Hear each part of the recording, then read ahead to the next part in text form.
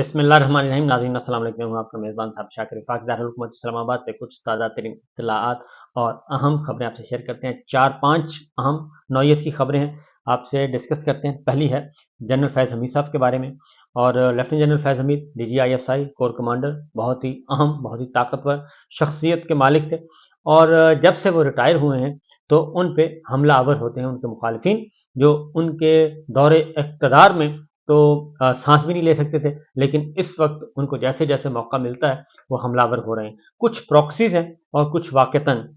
अपनी ग्रीवियंस लेके पहुंचते हैं। तो इसलिए ये फैज़ और एंटी फैज़ एलिमेंट अभी तक काम कर रहा है। लेकिन एक और बात है कि जनरल फैज़ से लोग खौफज़दा बहुत हैं। काफ़ी बड़े बड़े लोग भी उनसे खौफज़दा हैं और आम आदमी ने तो, आम इंसानों ने तो होना ही होना है। लेकिन बहुत ज़्यादा, जो जितने ज़्यादा ताकतवर अपने आप को समझते हैं, वो उतने ही ज़्यादा जनरल फैज़ से खौफज़दा हैं। इसलिए कि जनरल फैज़ जो हैं वो कोई नॉर्मल DGISI नहीं थे, बल्कि एक्स्ट्रा ऑर्डिनरी वो थे। और आपस में उनकी टसल हुई जब जनरल बाजवा की और जनरल फैज़ की, तो उसमें फिर ये दोनों मात खा गए। तो अब उसी वजह से कि जो चूँकि अब ये ओहदों से हाथ धो बैठते हैं, हाथ धो चुके हैं, तो इसलिए अब उनके खिलाफ कभी कभी हल्की फुल्की मौसीकी चलती रहती है। इसी तरीके से supreme court of Pakistan bench 1 chief justice काजी फाइज ईसा साहब, क्योंकि हर कोई समझता है कि चूंकि चीफ जस्टिस काजी फाइज ईसा साहब ने एक जजमेंट पास की हुई है धरना केस में, फैजाबाद धरना केस में, और उसमें बराह रास्त उन्होंने टारगेट किया है जनरल फैज़ हमीद को, लिहाजा इनके सामने दरख्वास्त लेके जाते हैं तो मामला हल हो जाएगा। लेकिन और इसका एक और भी मामला है कि जनरल फैज़ हमीद का तो अपनी जगह, लेकिन ऐसे अनासर भी मौजूद हैं, ये मैं ख़ास तौर पे चीफ जस्टिस काजी फाइज़ साहब के लिए कह रहा हूँ कि ऐसे लोग मौजूद हैं कि आपको किसी ऐसे नॉन इशू मामले में इस बुरे तरीके से उलझा देंगे कि अगर आप उसमें उलझ गए तो आपका जो 1 साल है, मज़ीद साल तो नहीं, अभी 11 महीने जो रहते हैं, वो 11 महीने आपके ज़ाया कर देंगे। और वो इतना आपको कमज़ोर कर देंगे कि आपको एक ऐसी गलत जगह पे लड़ाने की कोशिश करेंगे। जबकि हकीकत ये है कि ये चीफ जस्टिस काजी फाइज साहब को भी मालूम है कि उनके खिलाफ जो रेफरेंस है वो जनरल फैज़ हमीद ने फाइल नहीं किया था, वो जनरल बाजवा ने फाइल करवाया था। और जनरल फैज़ हमीद उस वक्त अपने इस ओहदे पर, यानी कि DGISI वो नहीं थे, जो एक आम तासुर लिया जाता है। तो इसलिए जनरल फैज़ हमीद के बारे में ये जो इस एंगल से जो लोग करने की कोशिश करते हैं, मेरा ख्याल है गलती पर है। बहरहाल केस उनके सामने आया, एक इस्लामाबाद के ही हैं, प्रॉपर्टी यानी प्रॉपर्टी डीलर नहीं कहना चाहिए, बल्कि एक सोसाइटी के ओनर, टॉप सिटी के ओनर हैं। उनके घर एक ज़माने में रेड हुआ था, और रेड हुआ था तो उसके बाद फिर उनका मामला कोर्ट में गया और कोर्ट से वापस आए। तो उस वक्त से ये अब जो है उन्होंने एक एप्लीकेशन दी सुप्रीम कोर्ट में 184(3) के तहत। तो उनका ख्याल था कि क्योंकि चीफ जस्टिस काजी फाइजा साहब हैं, उनकी टसल है जनरल फैज़ हमीद साहब से, तो इससे भरपूर फ़ायदा उठाना चाहिए, तो कोई ना कोई ऑर्डर पास हो जाएगा। तो वो चले गए। तो जब गए हैं तो उन्होंने चीफ जस्टिस काजी फाइज साहब ने पूछा कि उन्होंने कहा कि आर्टिकल 184(3) का इस्तेमाल है, तो हम सीनियर वकला से मशवरा कर लेते हैं। कोर्ट रूम में मौजूद फारूक एच नाइक साहब को उन्होंने बुलाया, उन्होंने कहा जी बताएं। तो 184(3) के तहत कार्रवाई, उन्होंने कहा कि कम से कम 2 जजेस कर सकते हैं, क्योंकि ये चैम्बर में, वो कहते हैं कि ये कार्रवाई नहीं हो सकती, ये कोई चैम्बर का ऑर्डर होगा, तो कोई जज या चीफ जस्टिस चैम्बर में 184(3) की कार्रवाई नहीं कर सकता, ये फारूक एच नाइक साहब ने कहा। उन्होंने कहा जी ओपन कोर्ट में होनी चाहिए। और उसके बाद साबिक अटॉर्नी जनरल सलमान भट्ट साहब आ गए, तो उन्होंने भी इस बात से इत्तफाक किया कि फारूक एच नाइक की बात दुरुस्त है, तो मैं भी इत्तफाक करता हूँ। और फिर आ गया ये जो एक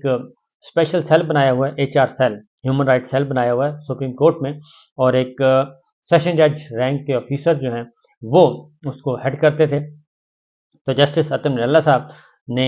पूछा जी कि किसी अटॉर्नी जनरल ने आज तक HR सेल की कार्रवाई के खिलाफ आवाज़ क्यों नहीं उठाई, और ये कर रहे थे। तो HR सेल तो सुप्रीम कोर्ट में 2010 से चल रहा है, जस्टिस अतम नल्ला साहब ने कहा।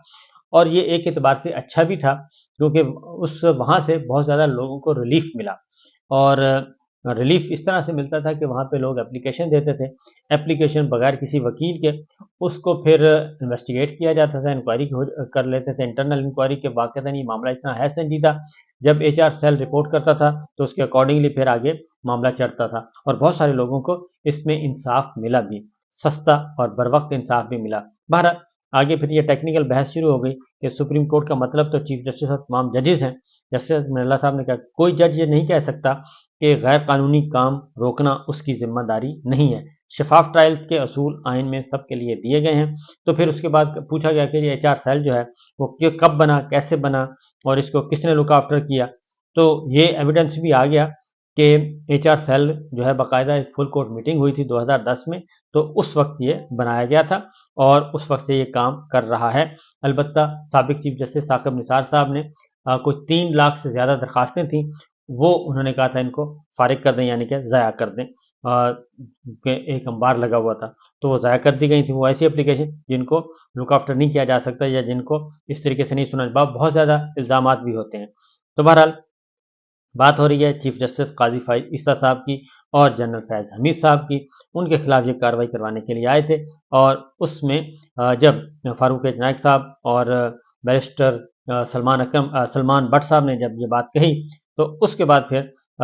یہ فیصلہ کیا گیا کہ یہ درست نہیں ہے، لہٰذا یہ درخواستیں جو جنرل فیض حمید صاحب کے خلاف درخواستیں تھیں وہ نمٹا دی گئیں، اور انہوں نے کہا کہ مناسب ہوگا کہ یہ درخواست گزار مجاز فورم سے رجوع کرے، اور اس کو جنرل فیض حمید کی خلاف درخواستوں کو انٹرٹین نہیں کیا گیا۔ یہ ایک بنیادی مسئلہ آج ہوا ہے، کیونکہ لوگ توقع کر رہے تھے کہ بس کسی بھی لمحے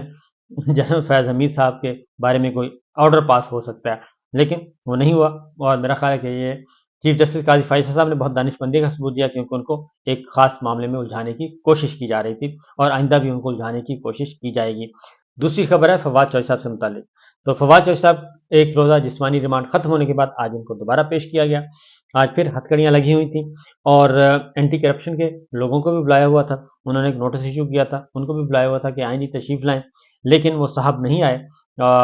چیف آفیسر میونسپل کمیٹی پنڈ دادر خان عدالت میں پیش نہیں ہوئے، اور انہوں نے کہا جی کہ دوبارہ نوٹس جاری کرنے کی ہدایت کی گئی ہے، لہٰذا پہلا نوٹس جو ہے وہ واپس ہو گیا۔ اس پہ پھر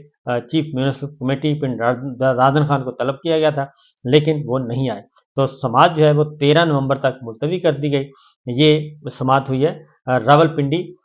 bench, high court Rawalpindi bench میں، اور جسٹس مرزا وقاص رؤف صاحب تھے، اور اینٹی کرپشن افسر عمران اسلم نے فواد چوہدری اور فیصل فرید کو بھیجے گئے نوٹس کو واپس کر لیا، اور سی او کی طرف سے نقشہ جات کی قانونی طور پر منظوری کو بھی تسلیم کر لیا۔ یہ رپورٹ اینٹی کرپشن نے جمع کروا دی، جس بنیاد پہ ان کو گرفتار کیا جانا مقصود تھا۔ یہ ہے اصل معاملہ، کیونکہ چیزیں ظاہر ہے جب آپ غلط کام کرتے ہیں تو اس کے بعد جب آپ پہلے فواد چوہدری صاحب کو نشانہ بنانا تھا، اس کے بعد پھر وہ کاغذات مینٹین کر رہے تھے، تو وہ میونسپل آفیسر جو ہے وہ دوڑ گیا، اور اس نے کہا جی کہ نہیں، ہمارے پاس تو ریکارڈ بالکل درست ہے اور ایسا کوئی چکر نہیں ہے۔ اس کے بعد ان کو پیش کیا گیا فواد چوہدری صاحب کو ایک روزہ جسمانی ریمانڈ مکمل ہونے کے بعد ڈسٹرکٹ کورٹ میں جوڈیشل مجسٹریٹ کے سامنے یاسر محمود صاحب تھے، اور اس میں پھر 15 منٹ کی پہلے بریک ہوئی، اور اس کے بعد جب دوبارہ ہیئرنگ ہوئی تو فواد چوہدری صاحب کے انہوں نے کہا جی مزید جسمانی ریمانڈ چاہیے، لیکن جسمانی ریمانڈ مزید نہیں دیا گیا، اور فواد چوہدری صاحب کو جوڈیشل ریمانڈ پر جیل بھیج دیا گیا، اور اڈیالہ جیل راولپنڈی میں اب وہ قیام فرمائیں گے، اور اب بعد از گرفتاری جو ہے ان کی ضمانت کی درخواست آئے گی اور اس کو انٹرٹین کیا جائے گا۔ اب فواد جو اڈیالہ جیل کی سچویشن میں بتا دوں کہ وہاں پہ چیئرمین عمران خان پاکستان تحریک انصاف وہ موجود ہیں، سابق وزیر اعظم، سابق وزیر خارجہ شاہ محمود قریشی صاحب، اور وائس چیئرمین پاکستان تحریک انصاف موجود ہیں۔ پاکستان تحریک انصاف کے صدر چودھری پرویز الہی صاحب وہاں پہ موجود ہیں، اور سابق اسپیکر قومی اسمبلی اور مذاکراتی کمیٹی اور سیاسی کمیٹی کے سربراہ اسد کیسر صاحب وہ بھی وہاں پہ موجود ہیں، اور اب فواد چوہدری صاحب سابق وزیر اطلاعات و نشریات عمران خان صاحب کی کابینہ کے بہت ہی اہم رکن، یہ الگ بات ہے کہ وہ سیاست سے کنارہ کشی اختیار کر چکے ہیں، لیکن یہ 5 مرکزی رہنما اس وقت جو ہیں وہ اڈیالہ جیل میں موجود ہیں، تو آج رات جو ہے ہو سکتا ہے کہ کوئی اچھا ڈنر کر لیں آپس میں بیٹھ کے، ڈسکشن کر لیں اور گپ شپ لگائیں، اور فواد چوہدری صاحب ضرور وہاں پہ کوشش کریں گے کہ انہیں عمران خان صاحب سے ملاقات کروا دی جائے جیل کے اندر، اور کیونکہ ظاہر ہے ان کے وہ باس رہے ہیں، تو دیکھتے ہیں کیا ہوتا ہے کہ وہ دکھ سکھ کھولتے ہیں یا نہیں کھولتے۔ یہ ہو گیا جی۔ دوسری ایک اور خبر ہے، وہ ہے شاہ محمود قریشی صاحب سے متعلق۔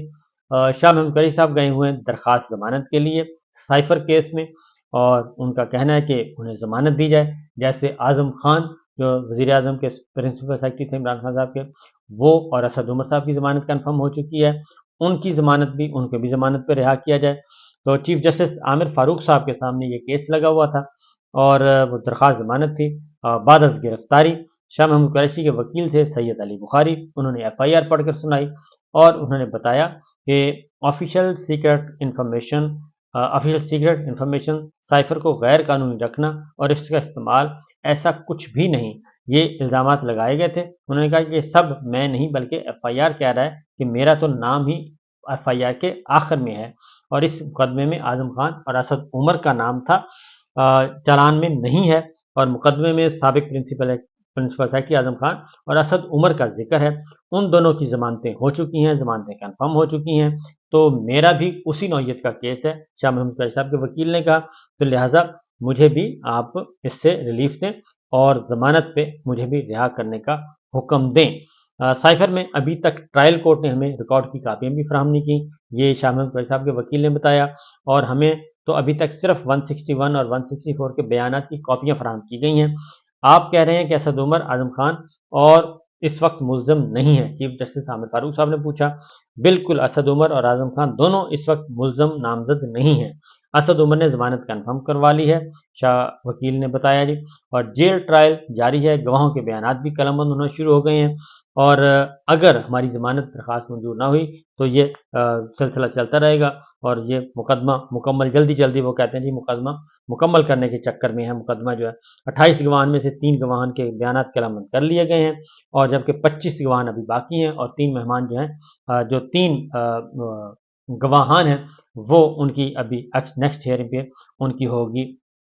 اسٹیٹمنٹ ریکارڈ ہوگی۔ تو ہمیں صرف اتنا بتایا جائے کہ میری ڈیوٹی کیا تھی اور مجھ پر کیس کیا کیا، شاہ محمود قریشی صاحب کے وکیل نے کہا۔ اعظم خان مجسٹریٹ کے سامنے اپنا بیان قلم بند کروا کے جا چکے ہیں۔ اعظم خان کا مجسٹریٹ کے سامنے دیا گیا بیان چالان کا حصہ بنایا گیا ہے، اور اس مقدمے میں عمران خان اور شاہ محمود قریشی کا کردار مختلف ہے، اور شاہ محمود قریشی نے تقریر میں سائفر کے متن سے متعلق ایک لفظ بھی نہیں کہا، اور میرے موکل کا کردار باقی ملزمان سے بالکل مختلف ہے، اور rules of business cabinet secretariat بھی عدالت میں پیش کیے گئے، اور جس میں انہوں نے کہا کہ یہ وزیر خارجہ کی رسپانسبلٹی تھی کہ جب کوئی سائفر آیا تھا تو اس سے وزیر اعظم کو آگاہ کرنا، یہ وزیر خارجہ کی ذمہ داری تھی۔ شاہ محمود کے خلاف کیس سزائے موت کا تو ہے نہیں، پروسیکیوشن کا پورا کیس درست مان لیا جائے تو پھر 2 سال کی سزا بنتی ہے۔ شاہ محمود قریشی کے وکیل علی بخاری نے مختلف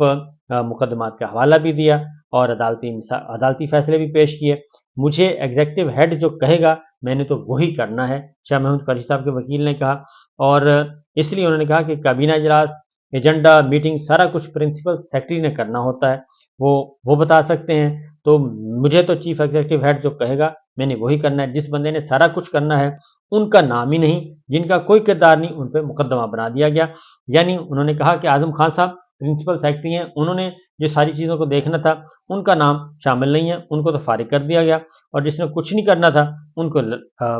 کو پھنسا دیا گیا۔ تو اس طریقے سے یہ ہیئرنگ ہوئی ہے جی آج، اور پھر اس کے بعد سماعت جو ہے وہ ملتوی کر دی گئی ہے اور نوٹس ایشو کیے گئے ہیں۔ تو یہ تو ہے شاہ محمود قریشی صاحب کا معاملہ۔ فی الوقت میرا خیال ہے کہ اتنا ہی، کیونکہ باقی خبریں بہت ہیں، اور خبریں باقی اگلے ولاگ میں بتاؤں گا کہ کیا چل رہا ہے سیاسی میدان میں۔ فی الوقت یہ جو عدالتوں میں ہو رہا ہے ان کا تعلق بھی پاکستان کی سیاست سے بڑا گہرا تعلق ہے۔